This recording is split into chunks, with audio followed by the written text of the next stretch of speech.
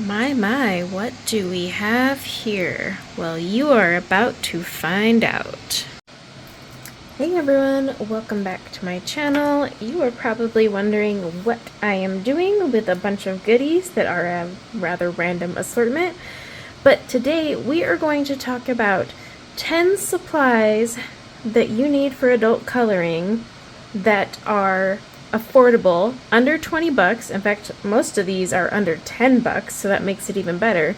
But these are supplies, accessories you're going to need to take your adult coloring to the next level. So let's get started. Now, these are in by no means order. I don't have time for that, but we're going to start with the first. You need a brush of some kind, not a paintbrush, but a brush.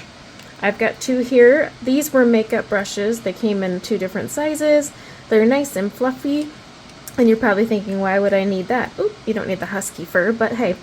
So, anytime you are coloring with a set of colored pencils, if those pencils leave dust behind, you don't want to use your hand because that smudges the color and leaves the color on your page. These bad boys gently dust away any of that pencil dust and keep your page clean, keep away the smudges, and they're well worth it. I'll link to the ones I've bought. Any that are no longer in stock, because I don't think this exact one is in stock anymore. I'll link to some others that I have in my art studio. But that is one that you definitely need, and it's under 10 bucks.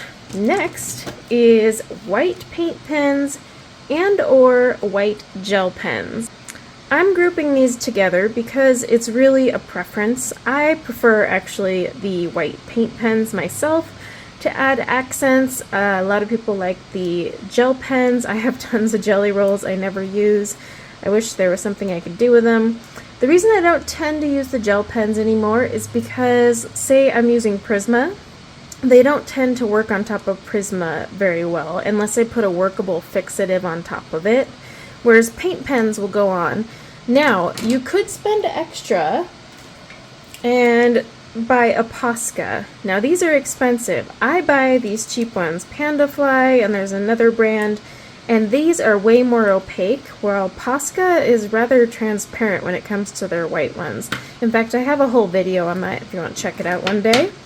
Then, Glossy Accents. You probably don't see this one used as much in adult coloring, or just people don't talk about it. But this is a really fun one. It gives a glaze effect to your coloring pages. You can add it to glass, and so when you like shine it on the light, it's all glossy. You can add it to the eyes. Like a lot of the times when I'm doing like kawaii style stuff, I'll put it on their little eyeballs and their eyeballs shine. But it's made for like, you know, card making and whatnot, but it's really fun to use in adult coloring. I've used it on windows. I tend to break it out also a lot more in the winter when I'm doing things like I want shiny baubles and stuff. Speaking of sparkly things, sparkle pens, more specifically sparkle brush pens. Now, I have the Wink of Stella and the Spectrum Noir. I always recommend getting the crystal clear if you can, but all it does is it adds a layer of clear glitter over any surface. You paint it on, and it just has a nice little sparkle effect. In fact, I will show you. Okay, so you're going to see two glitters on here, but that's because I'm doing two examples. So look at the frosting, not up here. It's a very fine sheen of glitter. Do you see that? Just very fine amount. I'm trying to catch the light. But it's clear. You can also get them in gold, silver, and other colors, but you can get them in like little 3-packs and whatnot. Super cheap. Speaking of sparkle, I always recommend picking up some glitter paints. Now, I really break these ones out at Halloween time, these black glitters. I've got golds, I've got silvers. I also have this Nuvo, which is absolutely fun, which is also where this extra glitter, so see here, the thicker glitter, that's my Nuvo. So the glitterifics are really good, and by the way, Hobby Lobby, $4.99. The Nuvo I got on Amazon, and I'll leave a link to that, but it was definitely worth it. So that just adds some sparkly accents. You can also get stickles, you know, they come in a variety of colors, but I always recommend getting at least a clear or a gold and silver.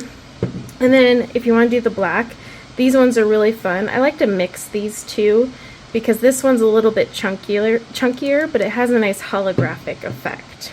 Okay, now, finishers. Very important if you work with things like pan pastels, Prismacolor, basically any medium that it will smudge even after it's been, you're done with your page. Pan pastels need to be sealed. You can put a workable fixative on top of pan pastels so that you can keep working with it, but keyword to that is workable fixative. It's not permanent. So what I tend to use for even backgrounds like this here and a page colored with Prismacolor is an acrylic sealer. Reason for that is I always want one that's non-yellowing in case I hang it up in my art studio. In fact, all the paintings hung in my art studio have been sprayed with this. It'll seal it, so I use this in coloring books as well.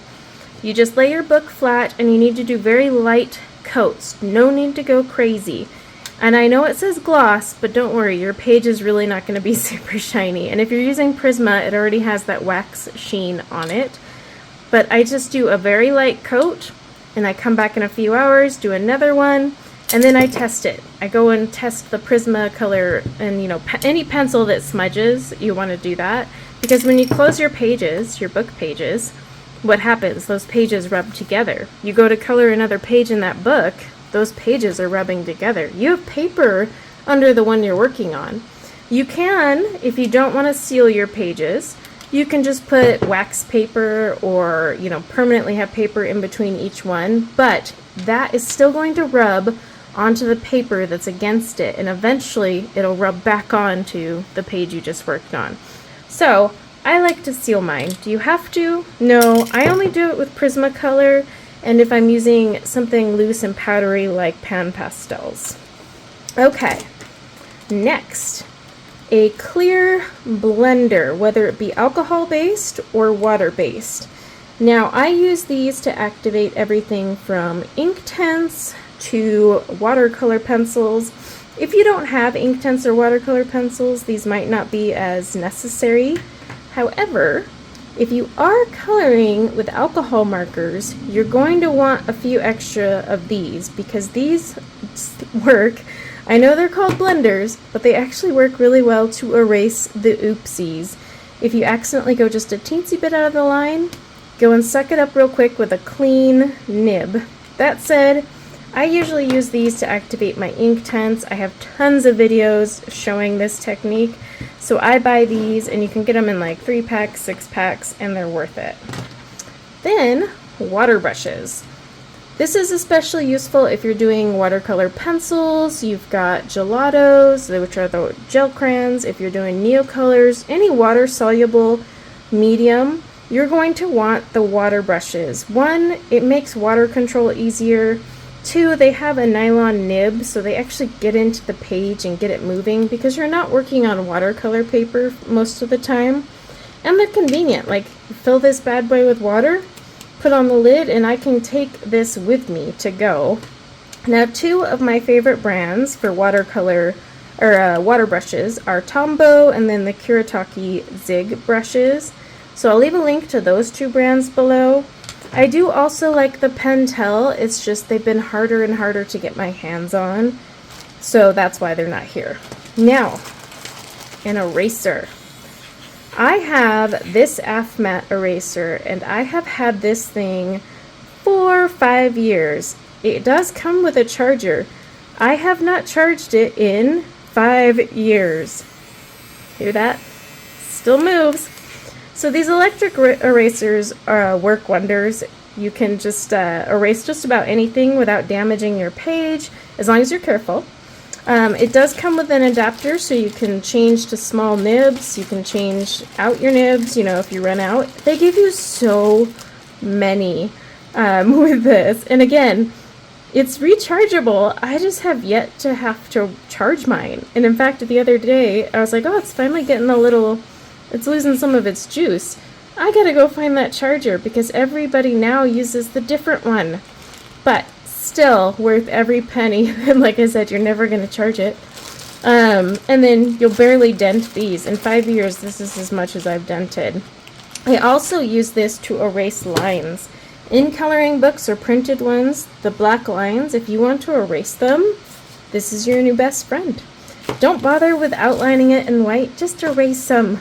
Okay, last but certainly not least is an assortment of blending pencils. Why do I say an assortment? Not all blenders work with same pencils. I have a video on my channel if you want to really dive into it. I just grabbed like a handful here. I always have Prismacolor colorless blenders. I've been trying the Color, they're not my favorite. I also have the Color burnisher, that is different from blending, yes. I have the Korilynn VanDyke. Hey, where's my favorite ones? Hang on, we can't leave out the favorites. I do have a Blick Studio blender. I've got a whole drawer of blender pencils, so I just grabbed it random. Oh, it's downstairs. I always have Lyra Splendor blenders, not only because they're fun to say, but, well, they're fun to use. I also have these Finesse colored pencil blender pens. I need to do a video on these for you guys. These are a little bit different, but don't use these on the oil-based. They're better on wax-based. So I do need to do a video and show you guys how to use these, but I always have this too. So I have an assortment. I predominantly color with Prismacolor, so depending on what I'm doing in the moment, if I want to just like smooth it out and take away the tooth, I'll use my Korilynn VanDyke or my Lyra Splendor blender. If I want to drag the color, then I use my Prismacolor one. I recommend not buying these on Amazon. I will leave a link to all of these on Amazon, but unless you're going to buy the 12-pack of these on Amazon like I do, it's not worth it. You'll want to go to an art supply store and get these all individually. Like I think the 2-pack, because they no longer make just the full blender. Korilynn VanDyke has this and then the one that's encased in wood, which is stupid. But you have like, I think it's like $9 on Amazon, whereas it's like $4 on Blick. So make sure you consider that. However, it's also about ease, right? Because $4 on Blick doesn't get you free shipping, so after shipping, you basically just paid $9 anyway to get those. So I always wait till I have a stack of open stock Prismacolors, and I also load up on my blenders. And Blick does do the bulk. So if I do, like for my Lyra Splendor blender, if I order more than 12, it's only $1.24 per blender pencil, so I always grab 12 at once because I go through those like crazy.